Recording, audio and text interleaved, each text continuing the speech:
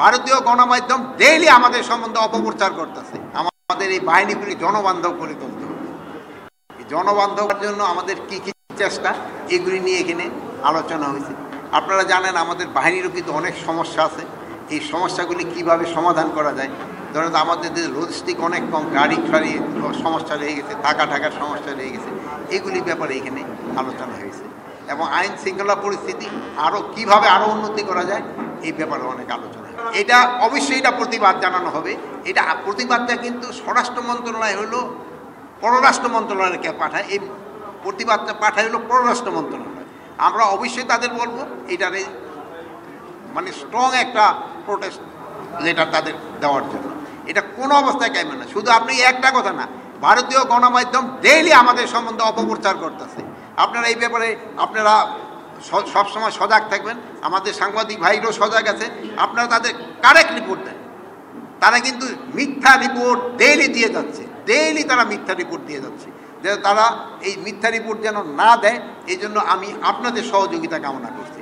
আপনারা সত্যি রিপোর্ট দেন। আমরা যদি কোনো ভুল করি আপনারা বলেন, আমরা এটা রেকটিফাই করার কথা। আমাদের ভিতরে যদি কোনো রকম আমার ভিতরে যদি কোনো দুর্নীতি থাকে আপনারা বলেন, স্যার আপনি এখানে দুর্নীতি করছেন, আমার বল দ্বিধা নাই এই উত্তর দিতে। কিন্তু কোনো মিথ্যা রিপোর্ট কিন্তু আপনারা দিবেন না।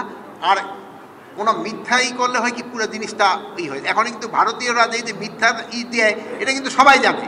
আপনার এখন যদি ভারত যদি একটা সত্যি রিপোর্টও দেয়, কিন্তু সবাই বলবো যে একটা মিথ্যা রিপোর্ট দিছে, এবং কাজেই মিথ্যা রিপোর্ট দেওয়া। এই জন্য আপনারা কিন্তু আমাদের থেকে আরও বড় প্রতিবাদ করতে পারেন। আপনারা কিন্তু আমাদের সেক্ষেত্রে বড় শক্তি এই ব্যাপারে। আমাদের তো শুধু ধরো ইসে, কিন্তু আপনারা কিন্তু মিডিয়ার মাধ্যমে কিন্তু এই জিনিসটারে অবশ্যই অবশ্যই অবশ্যই এটার প্রতিবাদ করবেন। এই নিউজটা আমি আইজি সাহেবরে কিন্তু আমি আগেই দিছি।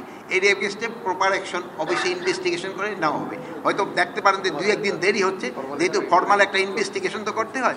অলরেডি ফর্মাল ইনভেস্টিগেশনটা করে যদি তাকে দোষী পাওয়া যায়, অবশ্যই তার এগেনস্টে শাস্তি ব্যবস্থা করা হবে। আমি বলছি যে এই ক্ষেত্রে ডিপার্টমেন্টাল অ্যাকশন না, অন্যান্য ক্ষেত্রে যারা অন্যায় করে যেমন তাকেও জেলে নেওয়া হয়, এগো জেলে নেওয়া হবে।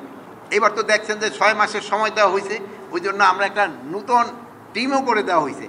আইজি সাহেবের নিজের পিবিআই হেড করতেছে।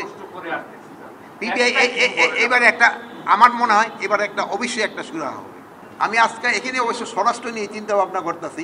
নির্বাচনটা তো অন্য আরও ব্রাঞ্চ দেখতেছে, তারা আপনার এটা হয়তো ভালো বলতে পারবে। আমাদের যে পুলিশ বাহিনীর আস্থা একটা সংকট ছিল, কিন্তু আস্থা সংকটটা কিন্তু হঠাৎ হয়ে যাবে না। এটা কিন্তু আগের থেকে কিছুটা ইমপ্রুভ হয়েছে কিনা এটা আপনি আমারে বলেন। কিছুটা তো উন্নতি হয়েছে আগে, কিছুটা। এখন আপনি তো বলেন কিছু, এটা হয়তো আস্তে আস্তে, কিন্তু হয় কি আমার হাতে তো আমি কিন্তু দায়িত্ব নিয়েছি 3 মাসও হয় নাই। আমার কাছে কিন্তু এইরকম কোনো রাগবাতি নাই যে বল হয়ে যা, তা তো হবে না। আমার তো সময় দিতে, আমার বাহিনীর লোকদের সময় দিতে হবে। এই একটা ট্রমার ভিতর দিয়ে গেছে, এটা তো একটু সময় লাগবে। এই সময়টা তো আপনারা ভাই আমাদের দিতে হবে। এবার আমি আপনাদের কাছে অনুরোধ করব, আপনারা বিভিন্ন মিডিয়ায় বলেন এদের সময় দেন। আপনাদের সময় অনেক সময় আছে অনেক অস্থির হয়ে যায়, কেন এখন হচ্ছে না, কেন হচ্ছে না। যেমন ধরুন একটা পেশেন্টের সময় এই ঢাকা মেডিকেলে ধরো অ্যাক্সিডেন্ট করে 5-6টা পেশেন্ট একসাথে এসেছে, ডাক্তার সাহেব দায়িত্ব তো একটা করে তো দেখতে হয়। কিন্তু গার্জিয়ানরা কিন্তু যে যারটা সবচেয়ে কম হয়েছে আহত, সেও পাগল হয়ে যাবে আমারটা আগে দেখো, কিন্তু উনি হয়তো দেখবো সবচেয়ে সিরিয়াসটা সবাই আগে। কিন্তু আমাদের এই ধৈর্যটা কারণ থাকে না। এই জিনিসটার দিকে আপনাদের একটু খেয়াল রাখতে হবে। মাদকের ক্ষেত্রে কিন্তু আমাদের একটা বড় সমস্যা, আমরা কিন্তু সাধারণত ওই যে কেরিয়ারগুলিরে ধরা পড়ে, মেইন ইগুলি কিন্তু ওই হুতাগুলি কিন্তু ধরা পড়তেছে না। কিন্তু এইবার কিন্তু বেশ কয়েকটা বড় বড় যে হুতা এটা কিন্তু ধরা পড়ে গেছে।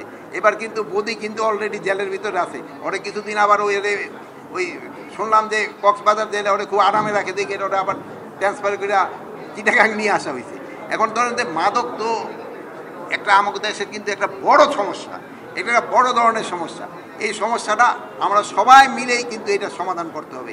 আগে কিন্তু পুলিশ বাদী হইয়া অনেকগুলি আসামি দিত, কিন্তু এখন কিন্তু পুলিশ বাদী হইয়া কেস দেয় না। এখন বাদী হইয়া অনেকগুলি আসামি দেয় কিন্তু সাধারণ পাবলিক। অনেক সময় আছে যে বিভিন্ন জায়গা থেকে প্রেশার দিয়ে তারা কেসটা নিয়ে নেয়। এগুলি ক্ষেত্রে আমরাও যেমন সজাগ আছি, আপনারাও জনগণকে সজাগ করতে হবে।